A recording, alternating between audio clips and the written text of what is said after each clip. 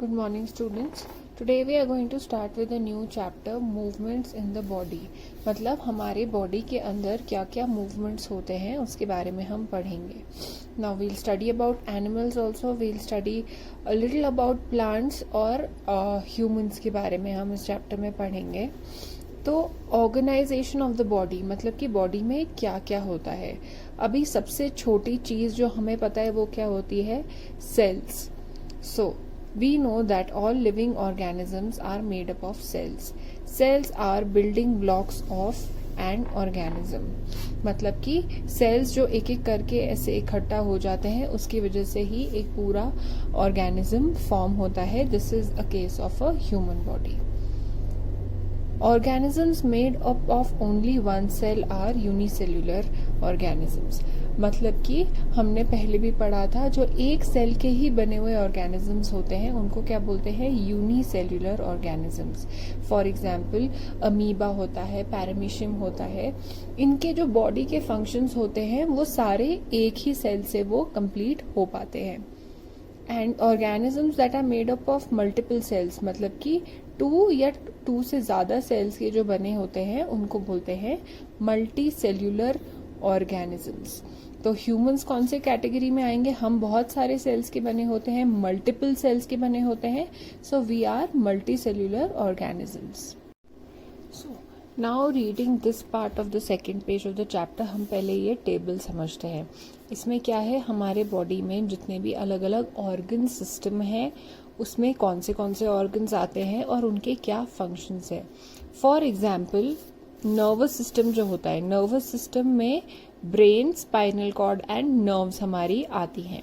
And उसका क्या function होता है, सेंसेस और रिसीव्स इनकमिंग इन्फॉर्मेशन. मतलब कि जो इन्फॉर्मेशन अंदर आ रही है, इनकमिंग है, उसको रिसीव करता है या सेंस करता है या पहचानता है और फिर उसके बाद sends messages to the body about how to react. तो ये जो मैसेज आया इसका रिएक्शन भी नर्वस सिस्टम से करता है और ये वाले ऑर्गन्स इसमें इन्वॉल्व होते हैं. Next is respiratory. Respiratory system के ऑर्गन्स कौन से होते हैं, nose, wind pipe and lungs. So respiratory हमें पता है ये ब्रीदिंग से रिलेटेड है. So it takes oxygen from the surroundings and gives out carbon dioxide. अंदर हम ऑक्सीजन लेते हैं and we give out carbon dioxide and इसमें ये सारे ऑर्गन्स इन्वॉल्व होते हैं. Next one is circulatory. Circulatory मतलब वो सर्क्यूलेट करेगा. क्या सर्क्यूलेट करेगा, we'll study. Transports oxygen, nutrients, hormones to all parts of the body, also transports waste also. मतलब कि ऑक्सीजन जो होता है, जो हमारे बॉडी को न्यूट्रिएंट्स मिलते हैं एंड जो हार्मोन्स होते हैं वो इसी सिस्टम की वजह से हमारे बॉडी में अच्छे से फंक्शन हो पाता है ये सारे. एंड उसके अलावा जो वेस्ट होता है वो भी इस system. So like you can C in this picture, ये किडनीज होती हैं. This is the ureter, this is the urinary bladder and urethra. इनका क्या काम होता है, जो हमारी बॉडी का वेस्ट प्रोडक्ट्स होते हैं वो इस सिस्टम के थ्रू हमारी बॉडी से बाहर निकल जाते हैं. Next is the skeletal system. As you can see skeletal system में क्या है, बोन्स होती हैं. बोन्स से क्या फायदा होता है हमारी बॉडी को, क्यों जरूरत है. सबसे पहले जो मूवमेंट होता है, जो हम हैंड्स का मूवमेंट, लेग्स का मूवमेंट, जो भी बॉडी में मूवमेंट कर पाते हैं उसमें वो हेल्प करता है. दूसरा, वो बॉडी को सपोर्ट प्रोवाइड करता है. अगर खाली मसल्स होंगे तो they will just fall down, हम खड़े नहीं हो पाएंगे एंड या बैठ नहीं पाएंगे, बस जमीन में होगा. एंड जो इंटरनल ऑर्गन्स होते हैं इसके अंदर, लाइक फॉर एग्जाम्पल हम रिब केज के बारे में अगर पढ़ें, इसके अंदर लंग्स होते हैं, दे आर वेरी फ्रेजाइल. तो एंड बहुत सॉफ्ट होता है. और जो ये बोन होता है, this is a hard structure. ये उसके बाहर में अगर होता है तो वो प्रोटेक्ट कर पाता है इंटरनल ऑर्गन्स को. इसी तरीके से सारे बोन्स इंटरनल ऑर्गन्स को प्रोटेक्ट करते हैं. हमने एक एग्जाम्पल लंग्स का लिया है. Next one is muscular system. Muscular system में क्या होता है, नाम से ही पता चलता है, मसल्स होती हैं. मसल से क्या होता है, मसल्स कॉन्ट्रैक्ट मतलब आगे पीछे छोटी बड़ी होती हैं जिनकी वजह से बॉडी में जो मूवमेंट होता है वो हो पाता है. And the last one is reproductive system. Now reproductive system, females and males का अलग होता है। जो फीमेल्स का होता है उसमें होती है ovaries, this is the fallopian tubes, uterus and the vagina. So ये फीमेल्स का पार्ट होता है। मेल्स में क्या होता है, there are testis that produce sperm, और इसको बोलते हैं एक स्पर्म ट्यूब। यूरिथ्रा होता है एंड एक पीनिस होती है। सो these were the various organs male and female reproductive system का। अब रिप्रोडक्टिव सिस्टम का क्या यूज होता है, क्या फंक्शन होता है, इट प्रोड्यूसेस ऑफस्प्रिंग, मतलब कि जो जनरेशंस इतने सारे ह्यूमंस के, एनिमल्स के पॉसिबल हो पाए हैं, it is because of the reproductive system that is present in their bodies. So students, अभी हमने अलग अलग टाइप के फंक्शंस के बारे में पढ़ा एंड हर ऑर्गेनिज्म को ये फंक्शंस अपने बॉडी में बेसिक अपनी लाइफ चलाने के लिए ये फंक्शंस परफॉर्म करने पड़ते हैं। किसके अलग अलग ऑर्गन्स के थ्रू परफॉर्म होता है, अगर मल्टी सेल्यूलर ऑर्गेनिज्म हो। लेकिन अगर सिंगल सेल ऑर्गेनिज्म होगा तो ये फंक्शंस कैसे होंगे, in the case of unicellular organism वो एक ही सेल ये सारे एक्टिविटीज को परफॉर्म करता है, चाहे वो न्यूट्रिशन हो, ग्रोथ हो, एक्सक्रीशन हो या फिर रिप्रोडक्शन हो। हमारी बॉडी में, ह्यूमंस की बॉडी में या मल्टी सेल्यूलर ऑर्गेनिजम्स में ये ग्रुप ऑफ सेल्स बन जाता है जो कि एक एक टाइप की एक्टिविटी परफॉर्म करता है। नाउ टिश्यूज क्या होते हैं, the cells in a multicellular organisms are divided into groups, मतलब अलग अलग ग्रुप्स में सेल्स को हम अलग अलग ग्रुप्स में डिवाइड कर देते हैं। एंड ये जो ग्रुप्स हैं वो हर एक ग्रुप एक टाइप का एक्टिविटी परफॉर्म करता है। इस एक ग्रुप को बोलते हैं tissue. A group of cells that perform the same function make up a tissue. For example, muscle, skin and blood are example of tissues. And cells present in muscles specialize in contracting and relaxing, leading to the movement of the body. मतलब कि जो muscles में sales होते हैं उन हर एक cell का काम है to contribute to contracting and relaxing, छोटा बड़ा होना इन द बॉडी, जिसकी वजह से हम मूवमेंट कर पाते हैं। तो ये सब लोग कौन से फंक्शन में इन्वॉल्व है, contracting and relaxing of muscles, तो they form up a tissue. इसके अलावा जो रेड ब्लड सेल्स होते हैं इनका क्या काम होता है, it is present in our blood और ये हर पार्ट ऑफ द बॉडी को ऑक्सीजन प्रोवाइड करते हैं। नाउ व्हाट आर ऑर्गन्स, जैसे कि हमने पढ़ा एक सेल का जो ग्रुप होता है वो सेम फंक्शन जो परफॉर्म करते हैं उससे टिश्यू बनते हैं। एंड बहुत सारे टिश्यूज एक साथ कंबाइन होके बनता है एक organ. Each organ has a specific function, मतलब हर ऑर्गन का एक स्पेसिफिक फंक्शन होता है। For example heart, lungs, kidneys and eyes, ये सब अलग अलग है। हार्ट बीट्स जो होती हैं वो अलग फंक्शन है, लंग्स अलग फंक्शन है, किडनी एक्सक्रीटरी में आ जाता है एंड आईज से यू सी, तो सबका फंक्शन जो एक्टिविटी इन्वॉल्व है वो अलग अलग टाइप की है।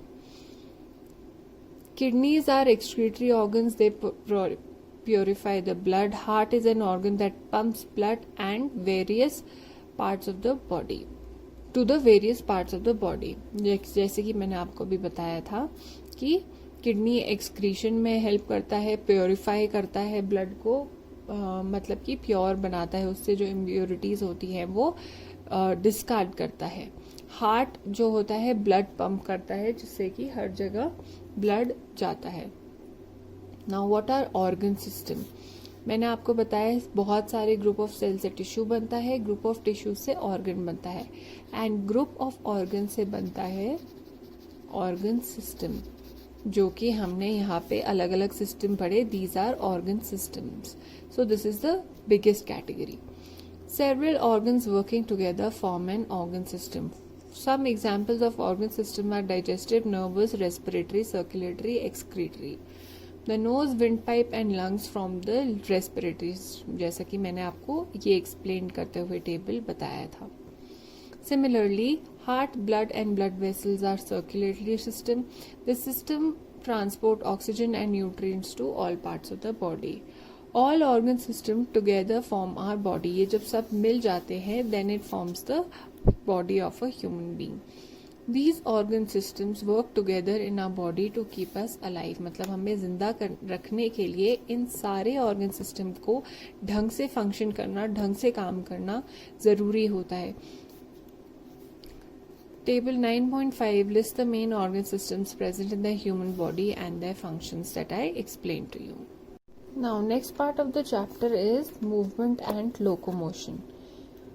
We know that plants and animals are living things. हमें पता है ये दोनों living things होती हैं, लेकिन इनके बीच में एक डिफरेंस क्या होता है कि एनिमल्स मूव कर पाते हैं, प्लांट्स मूव नहीं कर पाते एक जगह से दूसरी जगह, बट उनकी बॉडी में हमें मूवमेंट दिखता है, बट स्लो मूवमेंट होता है वो. Animals change their position or may show certain types of movement such as moving the fingers, chewing food. They can also move from one place to another. This kind of movement, जब आप एक जगह से दूसरी जगह move करते हो, उसको बोलते हैं locomotion. Different animals show different types of movements. This could be in the form of jump, कूदना, hop, walk, crawl जो कि एक बच्चा जैसे करता है, run, fly, स्लिदर मतलब ऐसे जैसे एक सांप चलता है, स्विम मतलब तैरना. अलग अलग टाइप के ऐसे मूवमेंट्स एनिमल्स शो कर सकते हैं. Now we'll study movement of different animals like the earthworm, snail, cockroaches, fish and birds and insects. So let's begin with earthworm first. Now movement of the earthworm कैसे होता है? If you observe, एक बारी में वो आगे जा रहा है. नाउ यहाँ पे सारी मसल्स एक साथ इकट्ठा हो रही हैं, and then the earthworm moves ahead again. ये जो अर्थवर्म्स होते हैं ये ज्यादातर मिट्टी में बारिश के टाइम में देखने को मिलते हैं, एंड इसमें कोई बोन्स नहीं होते या लिम्स नहीं होते, एंड इसमें बहुत सारे लाइक यू कैन सी ऐसे रिंग्स जैसे होते हैं जिनको सेगमेंट्स बोल सकते हैं, एंड इनके अंदर होते हैं muscles. The earthworm moves from one place to another with the help of these muscles only. ये जो मसल्स है उन्हीं की वजह से ये मूव कर पाते हैं. So like you saw in the video, muscles help it to contract and expands its body, providing a push that helps the body move forward. एक साथ वो muscles contract and expand. Contract मतलब एक साथ पास में आ जाती हैं and expand करती हैं, जिसकी वजह से वो अपनी body को push कर पाता है आगे move करने के लिए.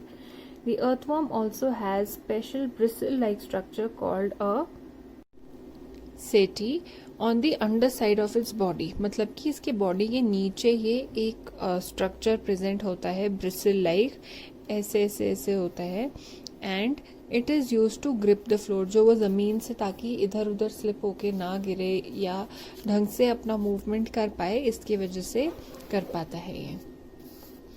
To move forward, the earthworm uses the setae to fix its rear part on the ground. मतलब कि पीछे वाला जो पार्ट है उससे वो ग्राउंड में फिक्स हो जाता है. Then uses its muscles to extend in the front of its body, like you saw in the video. Next, it fixes the front part and pulls the rear end forward. This repeated expansion and contraction, basically ये expansion and contraction वाले movements हैं, जिसकी वजह से जो body है earthworm की आगे मूव कर पाती है. Now next movement of a snail. Now snail हमने देखा होगा, ये भी कई बार बारिश के मौसम में आता है. Now next is snails. Snail की एक स्लाइमी बॉडी होती है, थोड़ा सा उससे एक सब्सटेंस निकलता है लिक्विड के फॉर्म में इसकी बॉडी से. इसकी बॉडी में कोई बोन्स नहीं होते हैं, but there is a shell ऊपर, like you can see over here, यहाँ पे एक शेल होता है. This is a slimy substance जो लिक्विड इसकी बॉडी से निकलता है. इसके अलावा इसके एक पेयर ऑफ मतलब दो यहाँ पे टेंटिकल्स होते हैं, लाइक यू कैन सी, और जिसके टिप में स्नेल की आईज होती हैं. Like you can see over here, this part has the eyes. अब मूव करने के लिए ये क्या करता है, ये वेव लाइक स्ट्रक्चर में, मतलब वेव्स के फॉर्म में ऐसे यहाँ पे मूव करता है, एंड जिसकी वजह से ये आगे बढ़ पाता है, क्योंकि यहाँ पे भी एक्सपेंशन एंड कॉन्ट्रैक्शन होता है ऑफ इट्स फुट, जो नीचे वाला पार्ट है. ना ये जो स्लाइमी सब्सटेंस होता है, इसकी वजह से ये स्नेल इजीली आगे मूव कर पाता है, इसको बोलते हैं म्यूकस। ना मूवमेंट इन अ कॉकरोच, जैसे कि आपको पता है कॉकरोच चल सकता है और स्पीड में भी चल सकता है, क्लाइम ऊपर भी कभी दीवार पे भी चल सकता है, एंड थोड़े से डिस्टेंसेस वो उड़ भी सकता है ना। How is it different from an earthworm और अ स्नेल से थोड़ा सा डिफरेंट होता है, क्योंकि the body of a cockroach is made up of 3 parts, head, thorax and abdomen. Thorax is the middle part of the cockroach that bears 2 wings. यहाँ पे इसके 2 विंग्स होते हैं, जब इसको उड़ना होता है the wings open up, and 3 pairs of jointed legs for the movement. यहाँ पे जॉइंट्स होते हैं इसके लेग्स में, जिसकी वजह से ये आगे मूव कर पाता है। The cockroach also has a pair of sensitive antennae located in its head, these are the antennas. These enable to sense and smell the surroundings। कैसे ये हेल्प करता है, जो उसकी सराउंडिंग्स में होता है उसको सूंघने में या फिर और कोई सेंसेस, कोई मूवमेंट अंडरस्टैंड करने में भी ये एंटीने हेल्प करते हैं। Cockroaches walk in a very unique manner, moving 3 legs at a time. 3 legs उसके एक बारी में मूव करते हैं एक कॉकरोच के, लाइक यू कैन सी यहाँ पे सारे जो लेग्स हैं एक साथ मूव करते हैं कॉकरोच के, व्हेन इट इज वॉकिंग और इन अ रन लाइक मूवमेंट। जब ये फ्लाई करता है तब इनके यहाँ से विंग्स ओपन हो जाते हैं एंड इट कैन फ्लाई छोटे डिस्टेंसेस के लिए।